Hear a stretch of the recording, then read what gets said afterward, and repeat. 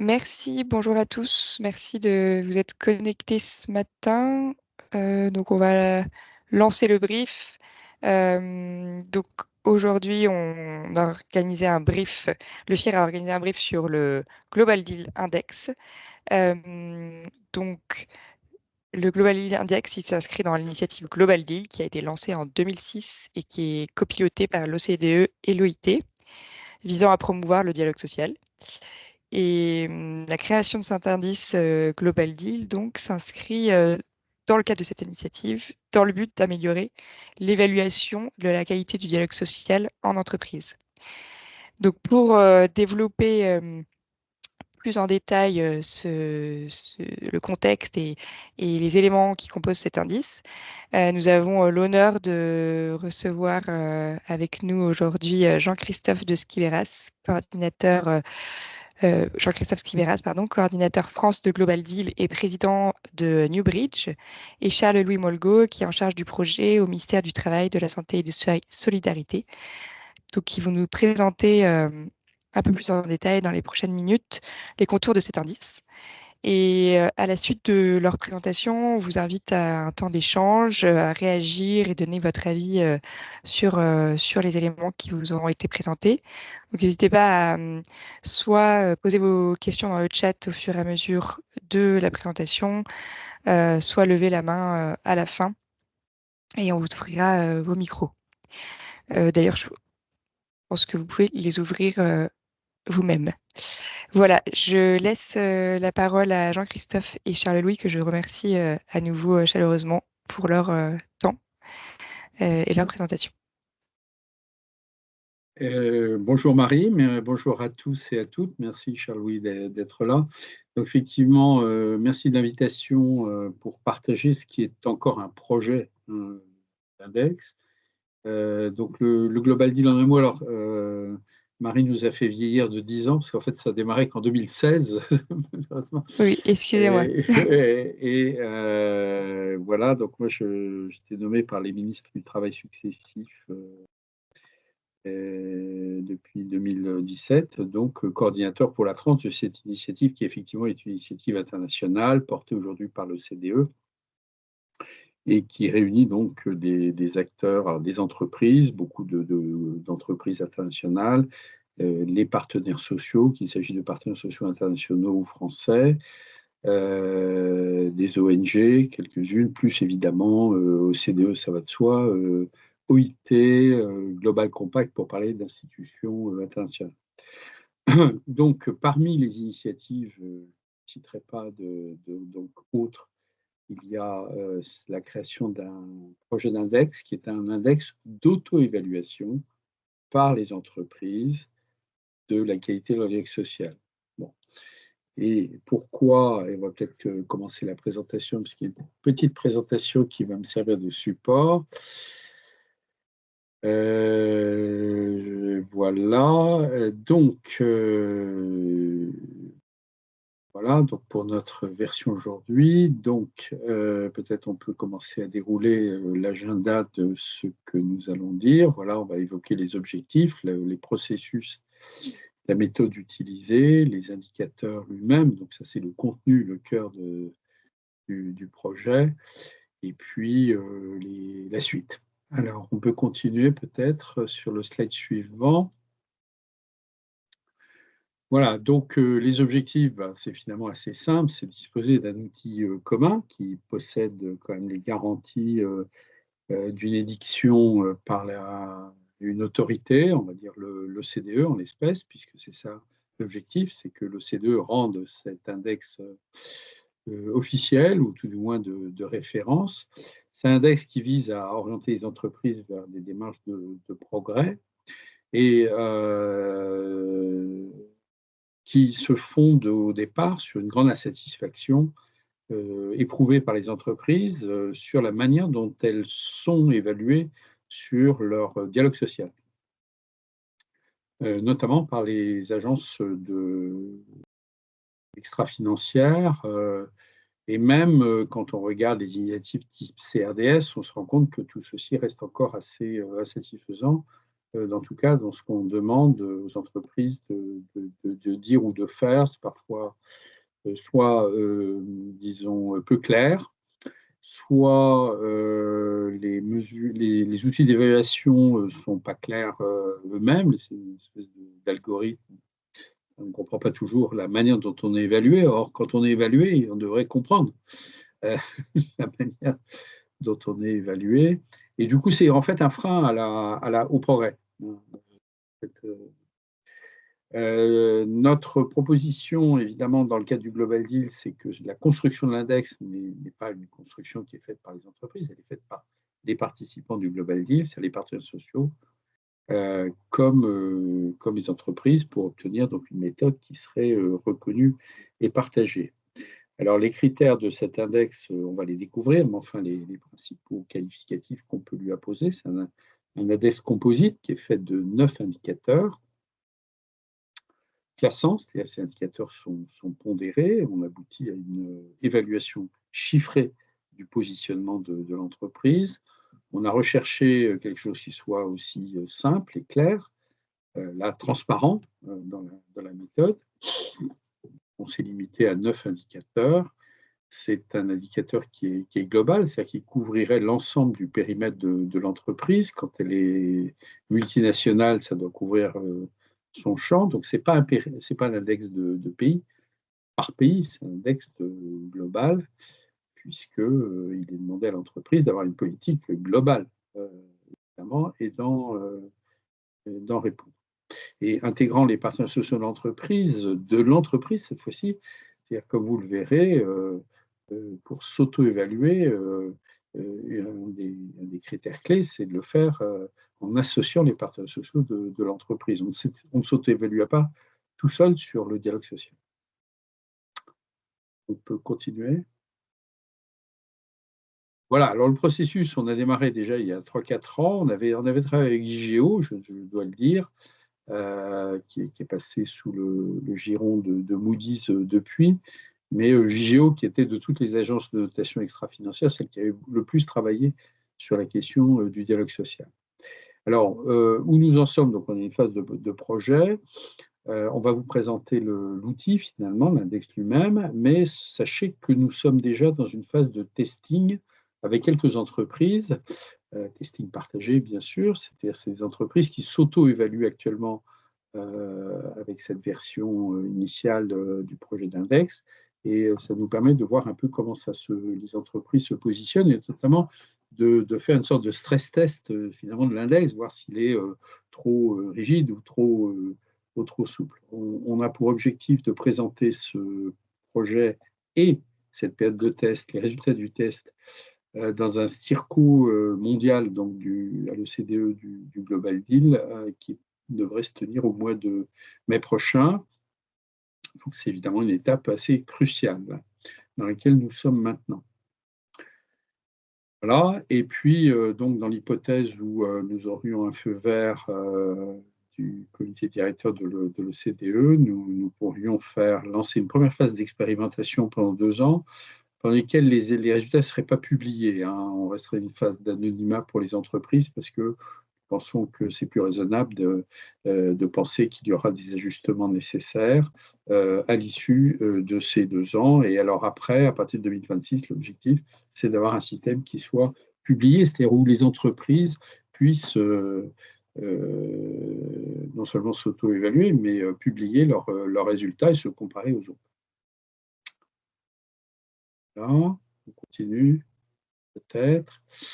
Donc, la méthode, comme je l'ai indiqué, c'est une méthode d'auto-évaluation. Donc, sur chacun des 9 indicateurs, l'entreprise s'auto-évalue. Elle le fait sur une base mondiale. Donc, c'est un travail qui demande, là, pour le coup, même s'il n'y a que 9 indicateurs, comme c'est un périmètre mondial, ça suppose évidemment de pouvoir apprécier la situation en réalité dans chaque pays. Et ensuite de pondérer le poids de chaque pays dans les résultats de l'entreprise. Donc, ça suppose une mise en mouvement, on va dire, des équipes RH notamment, ou chargées du dialogue social dans l'ensemble du périmètre. Alors, les représentants du personnel doivent être associés, c'est-à-dire que si une entreprise refuse d'associer ses représentants du personnel, en fait, elle ne peut pas participer à l'index. On ne peut pas s'auto-évaluer si on refuse d'associer les représentants du personnel. En revanche, si les représentants du personnel, leur avis converge avec celui de l'entreprise, avec plus ou moins de niveau de convergence, on peut obtenir un bonus qui positive l'apport de l'entreprise, qui peut aller jusqu'à 50%, on va dire, de bonus à la note. Voilà, on peut continuer.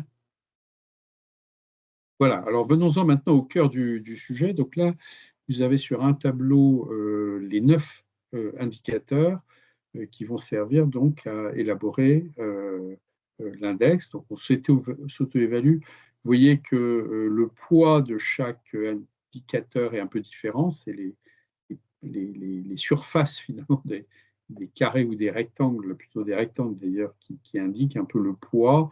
Donc, vous voyez, il y a certains indicateurs qui pèsent plus que d'autres. C'est un peu l'objectif, on va y revenir dans un instant, c'est un peu l'objectif de ce slide, c'est vous dire qu'il y a de la pondération, tous les index ne se valent pas. Retenez simplement que les deux indicateurs qui pèsent le plus, ils sont à gauche. Il y a l'indicateur de la liberté syndicale, respecter la liberté syndicale, et l'indicateur de la négociation collective et du taux de couverture par la négociation collective. Là, ça pèse beaucoup plus, ou sensiblement plus, mais les 7 autres indicateurs pèsent là pour le coup de 10%, et ces deux-là pèsent de 15%. On va continuer. Donc là, c'est une autre manière de le présenter. Là aussi, le poids respectif de chacun des indicateurs. Donc, on va y venir sur le tableau suivant pour l'énonciation des indicateurs. Voilà. Alors ici, vous avez donc les 9 indicateurs. Vous voyez qu'à droite, vous avez le poids et on aboutit à une note sur 1000. Et donc, on doit s'auto-évaluer sur 9 chapitres, 9 indicateurs. La gouvernance du dialogue social, c'est la question de savoir si l'entreprise possède une politique formalisée du dialogue social définie au plus haut du niveau du groupe, c'est la première chose. La deuxième chose, c'est le point de savoir si l'entreprise suit les litiges individuels et collectifs survenus dans l'entreprise. Troisième indicateur, est-ce que l'entreprise a une communication directe aux salariés par le management? Et quatrième indicateur, si en sens inverse, les salariés peuvent s'exprimer et faire remonter auprès du management leurs préoccupations, sorte d'avoir un impact sur les décisions qui sont prises. Le cinquième indicateur, je viens de l'évoquer, c'est celui de la liberté syndicale et les moyens donnés au dialogue social. Le sixième, c'est celui de la présence d'instances formelles de dialogue social dans l'entreprise, de lieux pour échanger. Le septième indicateur, c'est celui de la présence d'accords collectifs, notamment de leur taux de couverture. Le huitième indicateur, c'est l'implication du management dans le dialogue social. Pas qu'une affaire des ressources humaines, mais qui est également une affaire qui doit être portée par le management, y compris le management au niveau local. Et la question, c'est de savoir si ce management est formé au dialogue social. Et le neuvième indicateur a trait à la gouvernance de l'entreprise, puisque c'est l'indicateur sur le point de savoir si dans l'instance la plus élevée de gouvernance de l'entreprise, si les salariés sont ou non représentés, si oui, dans quelle mesure.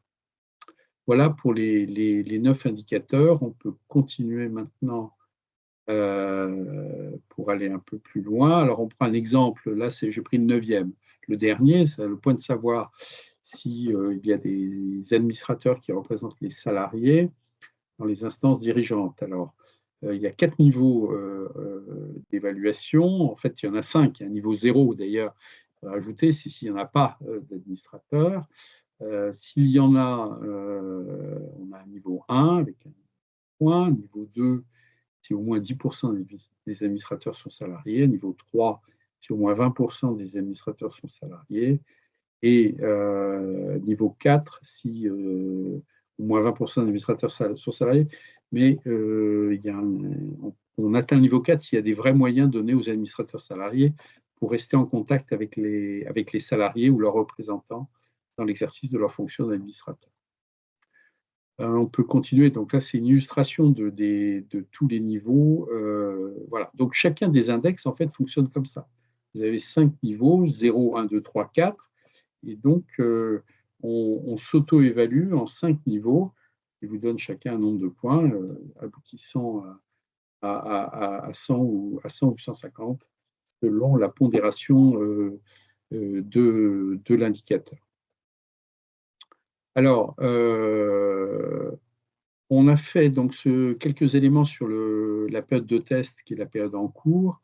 Donc, on a demandé donc à quelques entreprises qui ont accepté de bien vouloir s'auto-évaluer. Donc là, vous avez différentes entreprises, toutes quand même de très grande taille.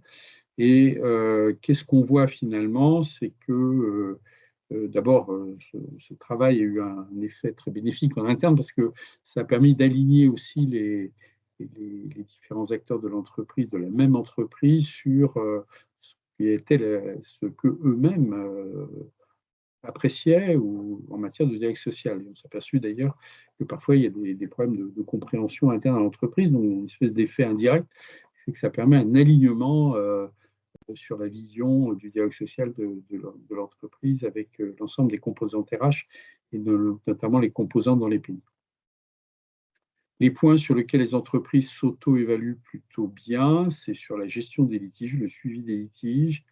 Dans le monde industriel, l'écoute des salariés.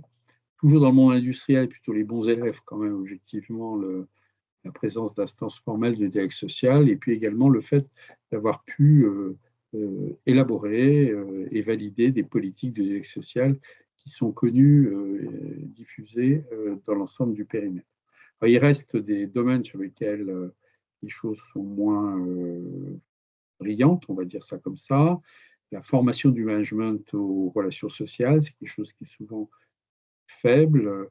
La couverture par la négociation collective, là, les choses sont extrêmement variables selon les pays. La liberté d'association et donc la liberté syndicale n'est pas toujours bien reconnue. En tout cas, les entreprises reconnaissent de manière tout à fait honnête, d'ailleurs, que c'est loin d'être parfait partout. Dans certains pays, évidemment, il y a une absence totale des représentants du personnel, évidemment, aux États-Unis. Dans les entreprises américaines, c'est une chose un peu plus difficile à faire. En tout cas, c'est ce qui ressort. Et puis, la communication directe auprès des salariés n'est pas toujours très bien faite. Il y a un écart entre la communication, en tout cas du top, et ce qui arrive réellement sur le terrain. On peut peut-être remettre le tableau où on a les notes, d'ailleurs. Non, le tableau précédent qui était celui. Donc là, sur ce tableau, on voit bien les différentes auto-évaluations. Donc là, on en a fait 4.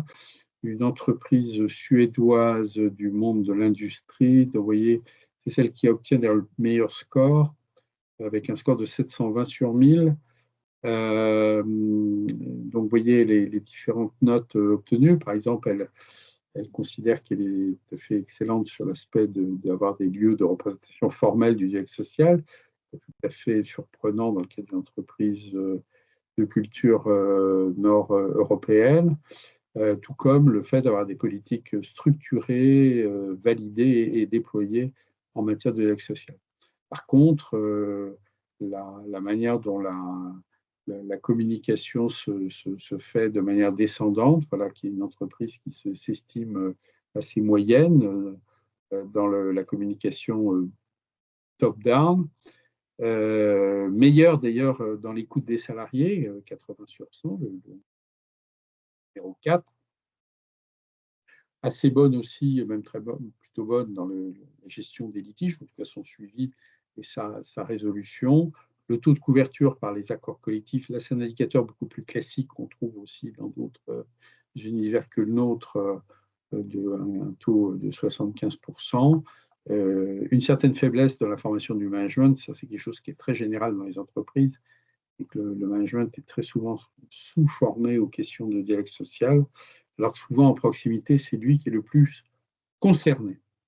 Et puis, bon, s'agissant d'une entreprise d'Europe du Nord, il y a évidemment des représentants au conseil d'administration de l'ordre, si je ne m'abuse, d'un tiers dans cette entreprise.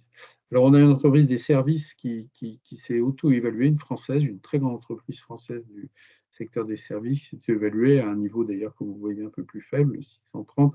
Malheureusement, ils n'ont pas pu nous donner le découpage des résultats par indicateur. Une entreprise, encore des services en France, bon, là, du secteur du care. Vous voyez un indicateur un rythme un peu plus faible. Et puis une entreprise américaine, mondiale, très grande, du domaine de la finance, qui, elle, se retrouve beaucoup plus bas, comme vous voyez, avec un taux nul, par exemple, de couverture par des accords collectifs. Donc 400. Alors, les résultats, juste, on peut quand même dire une chose, c'est que c'est un indicateur assez challenging, puisque même ceux qui sont considérés en général, et à juste titre, je crois, par leur attention très grande au dialogue social, c'est-à-dire les pays d'Europe du Nord, n'ont que 72 sur 100, donc avec des marges de progrès qui restent encore significatives et que le travail là leur a permis de découvrir. Et puis, on voit que d'autres univers ont des marges de progrès beaucoup plus significatives à opérer. On voit l'entreprise nord-américaine. Voilà, donc actuellement, on continue à faire ce travail. D'autres entreprises s'y livrent en ce moment de différents secteurs et nous permettront d'enrichir le testing, la période de testing et les résultats de testing. Alors ensuite, là, je n'aurai pas le temps, malheureusement, dans le temps qui nous est imparti, de trop vous détailler les 9 indicateurs, mais juste peut-être, je vous l'ai fait pour le 9e, et là je le refais peut-être sur le premier de la liste. Bon, là c'est là. Enfin, on va peut-être quand même les balayer un peu vite parce que ça permettra quand même de voir un petit peu. Donc, la politique du dialogue social, assez curieusement, d'ailleurs, beaucoup d'entreprises n'ont pas de politique mondiale du dialogue social qui soit communiquée, élaborée par le sommet de l'entreprise. Donc, on pense que c'est un aspect absolument fondamental, c'est l'engagement du plus haut niveau de l'entreprise dans ce domaine. Donc, vous voyez, donc 4 niveaux d'appropriation de l'index, de l'indicateur. Donc, 0, évidemment, si on n'a pas de politique. S'il y a une politique formalisée, communiquée, on a un niveau 1 de 30 points. Niveau 2, la politique a été validée par le comité exécutif. Ce n'est pas une politique RH, c'est une politique de direction générale. Niveau 2, si elle est réévaluée régulièrement, c'est-à-dire qu'un bilan est fait une fois par an, que ce soit au COMEX ou au board, c'est le niveau 3. Et puis, niveau 4, si cette politique est portée dans la chaîne de valeur, c'est-à-dire que la politique de dialogue social soit une politique intégrée dans le plan de vigilance de l'entreprise à l'égard de cette chaîne de valeur. Voilà pour le premier. Deuxième, si on peut continuer. Si. Bon, les litiges individuels, soit les litiges individuels ou collectifs, donc, sont importants sur les litiges. Les litiges ne peuvent pas rester bloqués sans être résolus quelque part. C'est une source d'inefficacité, de frustration. Donc, niveau 0, s'il n'y a aucun suivi des litiges qui est fait, ils arrivent et ils sont gérés comme on peut, là où on peut. Premier niveau, les litiges sont suivis. C'est un tracking des litiges, soit individuels ou collectifs. Le niveau 2, c'est lorsque il y a un dispositif formalisé de règlement des litiges et qu'il est connu. Niveau 3, c'est lorsqu'il y a un système d'escalading, comme disent les anglo-saxons, c'est-à-dire quand les litiges ne sont pas résolus là où ils surviennent, c'est sur le terrain, mais il y a un système en quelque sorte d'appel interne qui fait qu'on remonte à des niveaux de management supérieur jusqu'au corporate potentiellement, avec un principe bien sûr de subsidiarité, c'est-à-dire que les litiges doivent être traités d'abord là où ils surviennent. Et puis, niveau 4, c'est lorsque le système de litige trouve sa base dans un accord collectif qui couvrirait le groupe, donc un accord mondial. 3.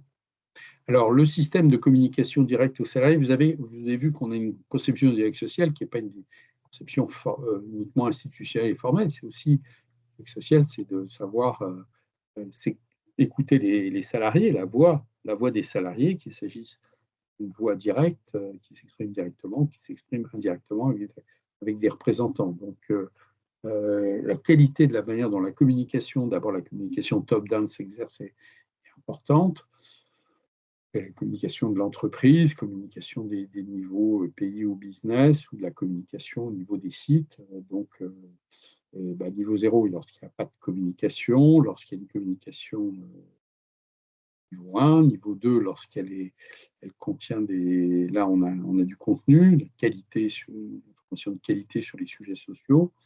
Niveau 3, lorsque l'information s'étend non seulement sur les sociaux, mais également aux informations économiques, financières ou sur les résultats de l'entreprise. Et puis, niveau 4, lorsque la communication porte sur la stratégie et sur les perspectives et le futur de l'entreprise. 4 indicateurs, c'est l'inverse, lorsqu'on écoute des salariés, le bottom-up. Lorsqu'il n'y a aucun dispositif en place, c'est 0. Lorsqu'il y a un système quel qu'il soit, d'expression directe par les salariés, niveau 1. Deuxièmement, lorsqu'on peut mesurer, là c'est pour le coup l'avis des salariés par des systèmes de sondage, d'enquête, de baromètre, qui permettent de mesurer, de quantifier et surtout de voir les évolutions d'amélioration ou de dégradation. Niveau 3, eh bien, lorsqu'il y a des groupes d'associant les salariés, des groupes qualitatifs, des focus groups, groupes d'expression en complément du niveau 2, des enquêtes. Et puis niveau 4, lorsque l'avis des représentants l'avis des salariés est combiné avec l'intervention des représentants du personnel. C'est-à-dire que les négociations, les consultations, les réunions utilisent utilement d'ailleurs l'avis des salariés. C'est-à-dire que le dialogue social institutionnel n'est pas est lié à l'expression directe des salariés. Niveau 5, la liberté syndicale. Donc là, évidemment, niveau 0 lorsqu'on ne s'y intéresse pas. Niveau 1, lorsque l'entreprise s'engage à respecter les principes fondamentaux reconnus par l'OIT, notamment les principes, les principes de liberté de création, mais également les principes de non-discrimination à l'égard des représentants et de non-ingérence dans la gestion des syndicats. Niveau 2, c'est lorsque il existe un document qui précise bien, au-delà de l'engagement de l'entreprise, un document diffusé là aussi dans toute l'entreprise qui prescrit le respect de ces principes de non-discrimination à l'égard des représentants du personnel. Niveau 3, lorsque le principe de neutralité du management dans son expression à l'égard des représentants du personnel, c'est-à-dire se refusant d'influencer d'une manière ou d'une autre sur le choix des salariés, ce principe de stricte neutralité est effectivement existant et mis en place. Et niveau 4, lorsque l'accès aux salariés est permis sur le temps, les lieux de travail, avec notamment la possibilité de monter des réunions avec les collaborateurs de l'entreprise. Et là, il peut s'agir non seulement de représentants internes, mais aussi de syndicats externes à l'entreprise qui ne seraient pas présents dans l'entreprise, mais qui souhaiteraient se faire connaître de la part des salariés, de telle sorte que les salariés puissent choisir d'y recourir ou pas. Niveau 6, alors les instances formelles de dialogue social, là, pour faire du dialogue, encore faut-il des lieux. Donc, lorsqu'il n'y en a pas, c'est 0. Lorsqu'il y en a, niveau 1. Lorsque ces instances se réunissent de manière régulière, des calendriers, des planifications des rencontres, elles ne se font pas seulement sur demande, mais elles se font de manière structurée. 3, lorsque l'agenda de ces réunions structurées est formalisé, est prévu, le contenu. Et puis niveau 4, lorsque l'entreprise s'est dotée d'une instance transnationale de dialogue social, peut-être soit régionale, comme un comité européen, voire mondial, lorsque les groupes ont mis en place des comités mondiaux de dialogue social, de telle sorte que la direction générale au plus haut niveau puisse avoir un lieu avec des interlocuteurs pour dialoguer. 8e slide. Voilà. Alors, la formation du management, on a cherché un indicateur qui permettait de mesurer l'implication du management, notamment de proximité dans le dialogue social. Et donc, on s'est retenu de choisir l'indicateur qui tient à la manière dont le management est formé dans le dialogue social. Donc, là, s'il n'y a aucun dispositif de formation, c'est 0. Lorsque ce programme de formation existe, mais que la formation est facultative niveau 1. Lorsque la formation est obligatoire pour tous ceux qui encadrent, tous les managers, quel que soit leur niveau, c'est le niveau 2. Niveau 3, lorsque les représentants du personnel sont invités à participer, à s'exprimer, à se présenter lors de cette formation, niveau 3. Et niveau 4, lorsque les représentants du personnel ont été associés à la conception même du programme de formation. Et puis, on retrouve donc le dernier indicateur, l'indicateur numéro 9, celui que nous avons évoqué sous un autre format, on va le remettre, voilà. C'est la participation donc, des salariés à la gouvernance du groupe. Donc, voilà, quand il n'y a pas d'administrateur, puis plus il y a d'administrateurs au conseil d'administration, au conseil de surveillance, les points augmentent et à la fin, il faut que les administrateurs puissent avoir ce qui est souvent déficient d'ailleurs dans les groupes. Les administrateurs salariés sont parfois découplés des salariés qu'ils représentent et donc lorsqu'ils ont des moyens de déplacement, de traduction pour aller rencontrer les salariés, on atteint le niveau 4. Voilà, j'ai, je pense, balayé le projet. Donc, vous avez compris que c'est un projet qui est évidemment ambitieux, qui est cet index, c'est un index qui est fondé sur le progrès, essayer de voir comment progresser. C'est un index qui se veut volontaire, hein, les entreprises pourront choisir ou pas d'y recourir, mais il se veut être un index de référence parce que porté par une organisation internationale de référence qui est le CDE, qui pourrait ainsi le conseiller comme l'outil d'auto-évaluation pour s'auto-évaluer sur la mise en œuvre des principes directeurs à l'égard des multinationales qui sont élaborés par le CDE. Dernier point, c'est important parce qu'on a souvent la question, enfin 2 points. Petit 1, c'est un index de process, ce n'est pas un index de résultats. C'est-à-dire, on n'essaye pas de mesurer quels sont les avantages sociaux acquis par le dialogue social, mettons. Le salaire décent ou les conditions de travail, les actions du travail. C'est un indicateur qui essaie de mesurer si les processus du dialogue social, les bons, sont là, sont en place dans l'entreprise.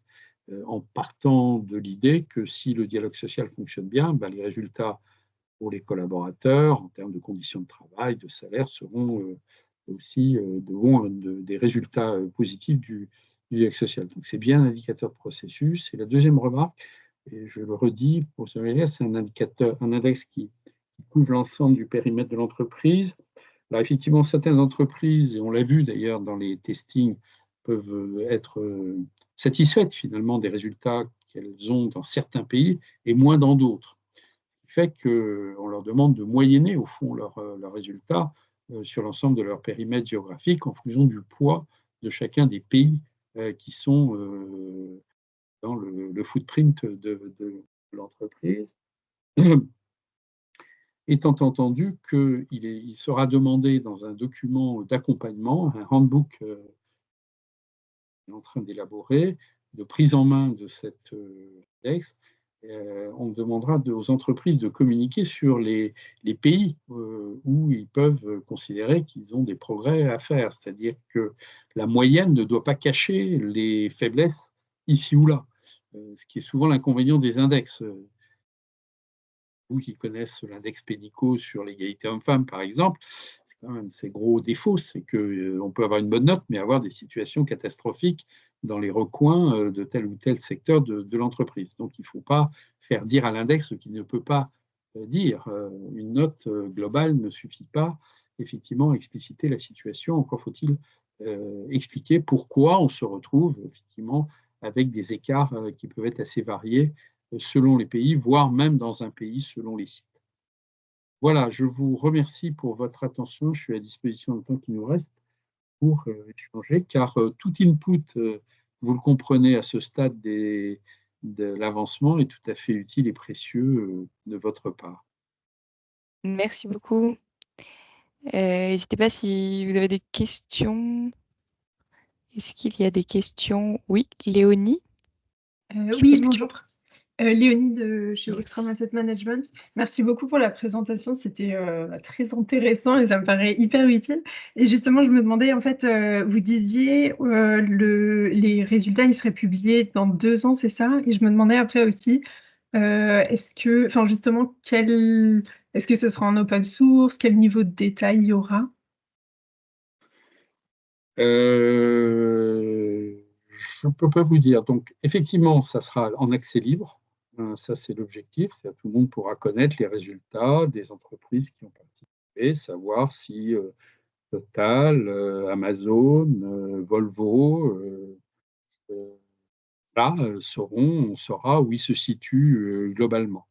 On n'a pas encore décidé de savoir si dans les 9 indicateurs où si les 9 indicateurs de l'index seront eux-mêmes publiés, ça c'est quelque chose qui reste encore à statuer, mais la note finale, si je puis dire, sera publiée. L'idée, bien sûr, c'est, comme on est dans une perspective de progrès, c'est bien sûr de demander une réitération de l'auto-évaluation chaque année, si possible, pour qu'on voit les évolutions et les progrès réalisés. Merci. On a ensuite une question de Grégory. Oui, bonjour, Grégory Schneider-Monori, Bonjour. Défi Impact et Université Sorbonne Paris-Nord. Je suis également coordinateur technique du groupe de travail de place sur la question sociale, à laquelle répondre avant de penser à taxonomie sociale. Et en fait, d'abord, merci beaucoup pour cette présentation. Juste deux questions. La première, c'est, il y a un outil dont il se trouve qu'on a parlé dans nos groupes il y a quelques semaines, qui est l'accord cadre mondial, qui est un outil assez intéressant, y compris pour répondre à la question sur le devoir de vigilance. Au départ, on y met des droits syndicaux, mais on peut y mettre autre chose. Donc je me suis demandé, mais tiens, pourquoi l'accord cadre mondial n'est pas du tout évoqué là dans ce schéma? Parce que l'accord cadre mondial, c'est aussi un système finalement volontaire. Et on voit bien que certaines entreprises ont été fortement sollicitées depuis 20 ans et ne veulent toujours pas, alors que d'autres y sont venus. Deuxième question, c'est pourquoi n'avez-vous pas utilisé les données sur le dialogue social rassemblées par Eurofound, la Fondation de Dublin? Parce que finalement,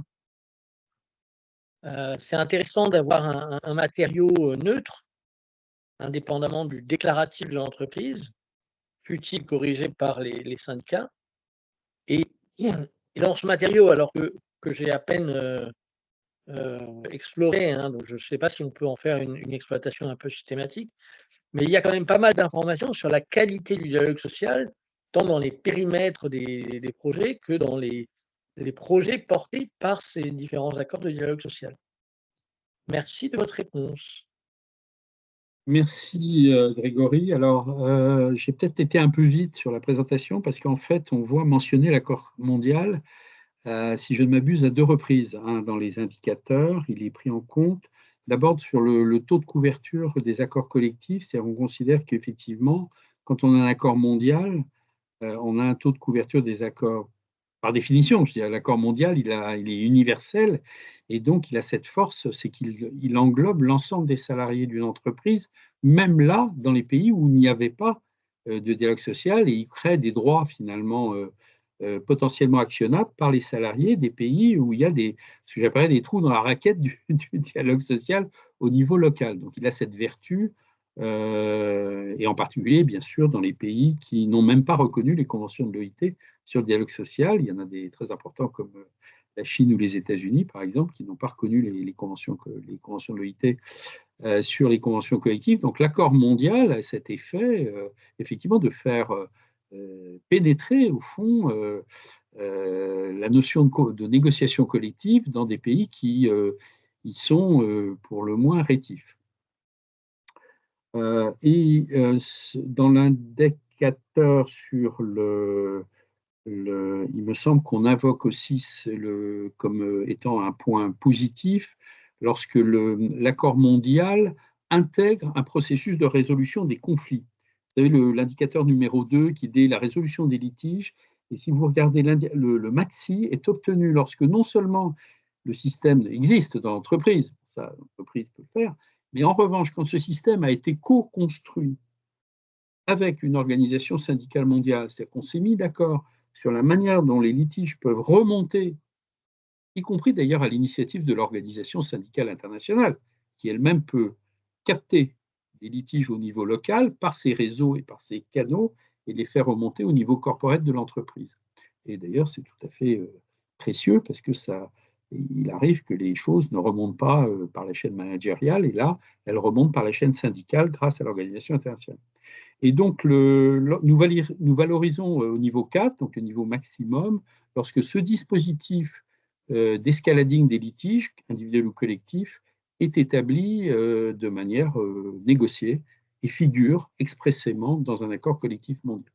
Voilà, donc au moins deux domaines où l'accord cadre mondial est valorisé. Alors, même si aujourd'hui, il faut quand même le reconnaître, les accords transnationaux, il y en a environ 350 dans le monde aujourd'hui. Certains d'ailleurs ne sont qu'européens, ne sont pas complètement mondiaux, mais c'est effectivement depuis une vingtaine d'années, vous l'avez dit, une émergence volontaire tout à fait intéressante et qu'on a décidé effectivement de valoriser dans nos travaux. Alors c'est vrai que dans le monde anglo-saxon, c'est quelque chose qui est aujourd'hui perçu quand même comme des objets un peu étonnants, mais ça évolue, et je pense que les questions de devoir vigilance, bien sûr, sont de nature à pousser au développement de ce type d'accord. Peut-être sur la question relative à la Fondation européenne de Ah oui, Dublin, sur le Eurofound, Eurofound, oui, vas-y, on Charles, prend oui, aussi oui. en compte ces éléments qualitatifs, notamment dans le manuel, pour éclairer l'analyse et l'interprétation de certains indicateurs. Du coup, on donnera des exemples de ce qui peut être valorisé et aider les entreprises à s'auto-évaluer à partir de ces éléments aussi, oui. Alors, juste pour préciser, effectivement, c'est un outil d'évaluation d'entreprise, mais le dialogue social ne s'exerce pas que dans l'entreprise. Il s'exerce aussi en dehors de l'entreprise. Et là, c'est vrai que c'est en dehors de notre champ. Par exemple, il y a des dialogues sociaux de branches qui sont extrêmement pertinents et efficaces dans certains pays, des dialogues sociaux interprofessionnels au niveau national, bon, par exemple dans le cas de la France, le dialogue social qui s'exerce à l'OIT de manière tripartite. Bref, le dialogue social s'exerce dans de nombreux lieux autres que l'entreprise, et qu'une appréhension complète du dialogue social dans le monde devrait permettre d'intégrer toutes ces enceintes diverses et variées qui se complètent et s'ajoutent les unes aux autres. C'est vrai que le choix qui a été fait par l'index Global Deal, c'est un choix du périmètre de l'entreprise, parce qu'au fond, c'est quand même là que les gens travaillent, et c'est là que les leviers existent le plus pour faire en sorte que ça fonctionne. Je dis ça parce qu'on nous a fait la remarque parfois que où est le dialogue social de branche, etc. On a eu aussi une autre remarque qui est de dire pourquoi vous ne faites pas un dialogue social, un index par pays, chaque pays ayant voilà. Donc on considère que là c'est encore un autre exercice, certainement très utile, et qui permettrait d'être plus proche finalement des spécificités de dialogue social. Les pays ont des grandes variétés de dialogue social d'un pays à l'autre, même en Europe, on le sait. Donc, ça, c'est probablement un exercice qui devrait être fait, mais plutôt en complément. Vous voyez, parce que je crois que si on veut avancer sur le dialogue social, il faut vraiment travailler avec la direction générale des groupes. C'est un sujet de direction générale, le dialogue social. Ce n'est pas un sujet de local ou de pays. On sait très bien que sinon, les choses peuvent être tout à fait compliquées dans certains pays si la direction générale ne donne pas des signaux extrêmement nets et extrêmement forts de son implication sur une qualité du dialogue social. C'est vrai que notre priorité a été les entreprises. Et deuxièmement, ça s'accroche, notre outil s'accroche bien au principe directeur de l'OCDE à l'égard des multinationales, comme outil d'auto-évaluation qui permet effectivement de crédibiliser au fond les principes directeurs. Merci beaucoup, Jean-Christophe. On a 2 questions encore, au moins. une question de Natacha Seguin. Je vous laisse. Oui, bonjour. Donc, Bonjour. et merci pour cette présentation. Donc, moi, je suis Natacha Seguin. Je représente la CGT. Enfin, je suis une des 2 représentantes de la CGT au comité intersyndical sur l'épargne salariale. Voilà, donc je vous remercie pour cette présentation et pour cet outil qui ne peut qu'aller dans le bon sens parce que si le dialogue social se portait bien dans le monde, je pense que ça le saurait. Je me demande, par rapport à ce que vous disiez, Monsieur Sibéras, sur la question des pays, moi j'aurais plutôt inversé les choses, justement, parce que on sait que, et même si je souscris à l'idée que ça doit être porté par le management, enfin par la tête de groupe, quand on voit l'indice des pires pays pour les travailleurs de la Confédération syndicale internationale, je pense qu'il y a un préalable, ça serait déjà que, les multinationales sachent et soient transparentes sur la localisation de leurs effectifs. Dans le cadre de mon travail, moi, je travaille dans un groupe qui faisait des études pour la CGT. On avait montré qu'il y avait la moitié, en 2015 ou 2014, la moitié des effectifs des multinationales françaises étaient apatrides. On ne pouvait pas les localiser dans des pays. Voilà, donc ça, c'est quand même un souci. Donc, je ne sais pas si dans votre index, il est prévu dans le cartouche de tête de localiser les effectifs par pays en disant, ben voilà, là, le risque, il est plus important là. Du coup, il y a des moyens à mettre peut-être plus sur ces pays-là. Sachant que, comme vous dites, à l'intérieur des pays, il y a aussi la question des zones franches. Enfin, voilà. Mais je pense que ça serait un préalable. L'autre chose, alors vous disiez aussi que effectivement le dialogue social, ça s'exerce aussi ailleurs que dans l'entreprise. Du coup, est-ce qu'il y a un endroit pour, dans le travail que vous avez effectué et qui, encore une fois, est précieux, sur la question du lobbying? Parce qu'on sait qu'il y a des entreprises qui, d'un côté, dans le déclaratif, sont assez vertueuses dans les engagements, mais parfois on voit qu'elles soutiennent des lois qui, justement, détricotent les apports des engagements. Donc voilà, je voulais savoir si vous aviez. Parce que c'est des. Comment dire, je comprends qu'il puisse y avoir des difficultés pour les entreprises qui participent à ça sur la base autodéclarative de ben, on ne va pas communiquer sur le fait qu'on fait un lobbying contre des améliorations du code du travail ou des choses comme ça. Mais en termes de process d'amélioration et de, si on pouvait dire ça comme ça, de conscientisation, il me semble que ça serait intéressant. Voilà, et je vous remercie pour tout. Merci beaucoup, Madame Seguin. Alors, beaucoup de choses dans votre propos. Alors, localisation des effectifs par pays, je crois qu'on va la voir par le biais du taux de la couverture des conventions collectives, parce que pour arriver à un pourcentage de couverture des conventions collectives, ça se fait en fait par pays. Et donc là, quand une entreprise nous dira, bah, j'ai, je sais pas, 50% des salariés sont ouverts par une convention collective, on pourra lui demander de découper ça par pays pour qu'on voit comment on arrive aux 50%. Et là, pour le coup, au dénominateur, il faut bien qu'on ait les effectifs de chaque pays hein, pour voir comment on est arrivé aux 50%. Donc ça, je pense qu'on n'aura pas de mal à les avoir. Sur le dialogue social en dehors de l'entreprise, on a fait un parti, c'est de ne pas l'évaluer parce que là, pour le coup, ce n'est pas l'entreprise. Donc notre index, il est de ce point de vue-là partiel. C'est vrai que je prends un exemple, mettons la France, on va prendre un exemple la France ou l'Allemagne, on va dire 2 pays où il y a un système de convention collective qui est très structuré hein, quand même. Effectivement, notre index ne tient pas compte de ce qui est fabriqué, si je puis dire, par la négociation collective de branche au profit des salariés couverts par la branche, qui existe. Hein, c'est utile et ça sert à créer des droits, mais c'est vrai qu'on ne le prend pas en considération parce qu'on considère que l'entreprise n'a pas un levier direct sur la branche. Il y a peu de branches où il y a une entreprise qui a vraiment un effet très fort sur la branche, sauf peut-être dans les transports publics. Ou, voilà, mais enfin bon. Donc c'est vrai que c'est une auto-limitation, mais que c'est un parti pris, effectivement. Sur la question du lobbying, c'est-à-dire en fait les entreprises qui ne font pas ce qu'elles disent qu'elles font,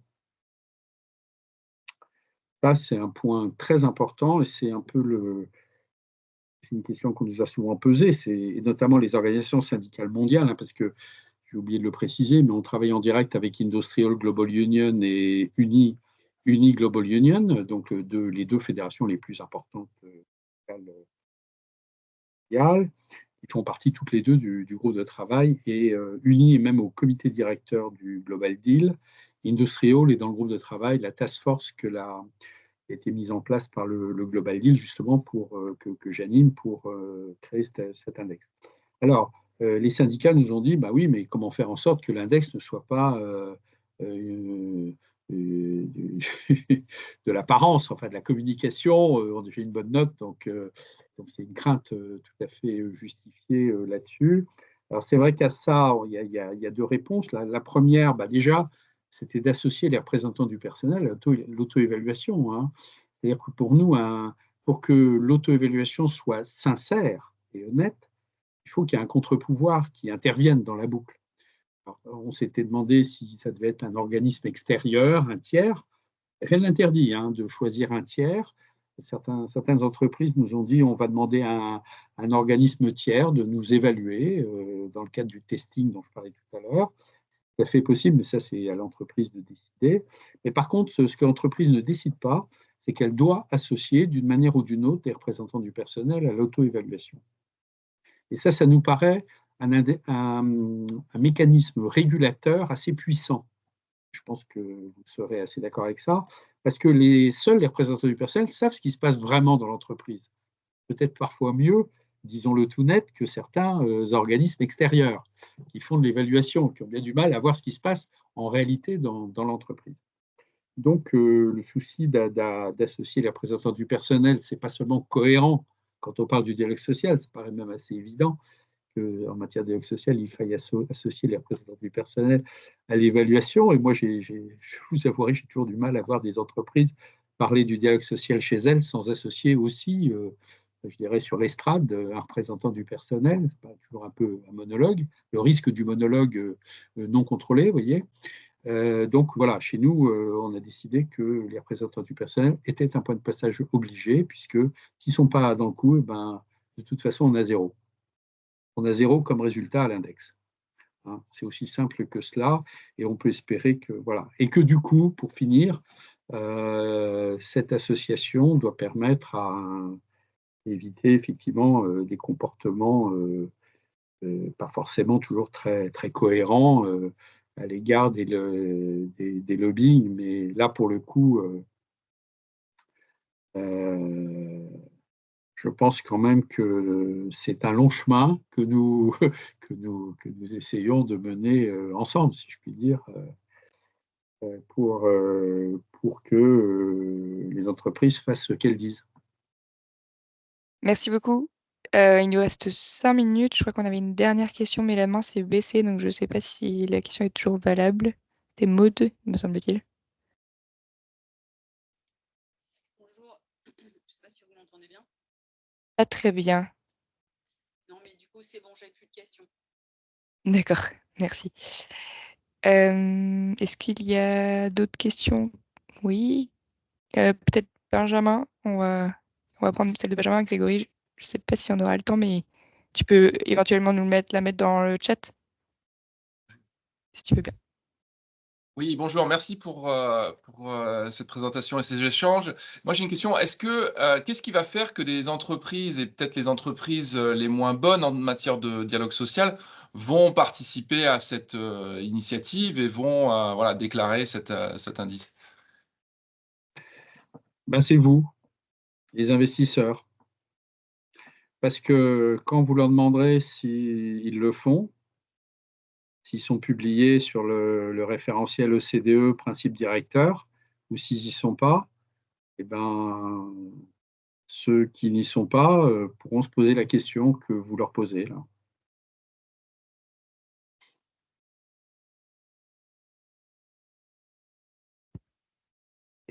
C'était rapide. Grégory, si tu veux intervenir, enfin si Benjamin, tu n'as tu as plus de questions? Bon. Moi, j'ai une toute petite question. OK, vous avez dit que c'était des process et vous avez choisi un système de scoring. Alors, je ne sais pas si en 2 mots, vous pouvez dire pourquoi le scoring par rapport à d'autres systèmes? Et surtout que dans le scoring, vous avez des biais. C'est-à-dire que normalement, votre système, il donne un avantage à toutes les entreprises allemandes qui ne se sont pas mises en statut de société européenne. Mmh. Est-ce que alors par rapport à ça, hein, c'est pour ça que la question c'est, est-ce que vous avez pensé à d'autres choses que du scoring? Et 2e chose, est-ce que vous avez pensé à débiaiser, par rapport à certaines réglementations? Merci. Alors merci, très bonne question là encore. La première question, scoring, en fait, c'est parti d'une observation. Moi, je suis du monde de l'entreprise, hein, et j'ai compris une chose, dans l'entreprise qui est simple, c'est que tant que vous n'avez pas chiffré et fixé des objectifs, les choses n'avancent pas. Donc, il fallait passer à une étape chiffrée. D'ailleurs, l'index Pénicaud, qui a pas mal de défauts, mais il a au moins cette qualité, c'est qu'il a fait monter les sujets au plus haut niveau de l'entreprise. Pourquoi? Parce que les choses étaient visibles, claires et quantifiées. Voilà. Donc, on a fait effectivement ce choix de faire un scoring parce que pour des raisons d'efficacité. Mettre en branle l'entreprise passe par là. Alors, votre deuxième question, pardonnez-moi, c'était sur… Les sociétés Et sur européennes. Ah oui, et sur les biais. Alors effectivement, j'ai eu beaucoup d'échanges avec des entreprises anglo-saxonnes là-dessus. Et les anglo-saxons me disent, mais finalement, ça favorise pas seulement les Allemands, d'ailleurs, en fait. Les pays où il y a déjà des obligations dans les boards, par exemple, Europe du Nord, voire la France elle-même. Donc, effectivement, certains anglo-saxons disent, vous devez faire un index européen, voilà, plutôt qu'un index mondial. Voilà.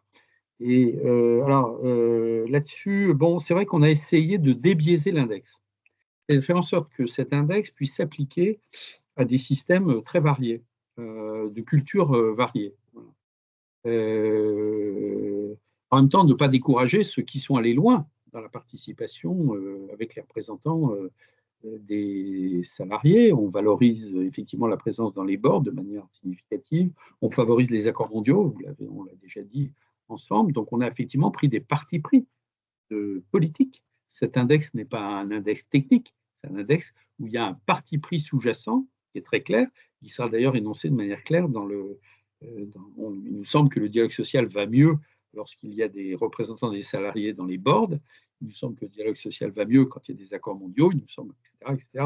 Donc il y a un ensemble de partis pris sous-jacents qui sont des choix politiques qui sont faits par les équipes du Global Deal. Alors, en sens inverse, il y a des indicateurs qui peuvent effectivement, où des mondes anglo-saxons peuvent performer très bien. Je pense par exemple à l'aspect communication auprès des salariés, voire même parfois dans des entreprises nord-américaines qui sont excellentes dans l'écoute des salariés, en tout cas dans la manière dont le management travaille tous les dispositifs d'écoute et de très grande conception très inclusive de l'écoute. Hein. Et donc, il y a des domaines où certains modèles anglo-saxons peuvent être assez performants, on va dire, par rapport à des modèles plus hiérarchiques et plus sédimentalisés, si je puis dire, du point de vue du management, voire de filtrage divers et variés dans les remontées d'informations, où là, on peut dire que les pays continentaux européens ne sont pas toujours au top de la performance entrepreneuriale. Merci beaucoup. Il est 13h15, donc on est parfaitement dans le timing. Je vous remercie beaucoup, Jean-Christophe et Charles-Louis, pour votre présentation très claire. Si vous avez encore des questions dans l'Assemblée, n'hésitez pas à nous les faire passer, à nous écrire au FIR, et puis on les fera passer à Charles-Louis et Jean-Christophe.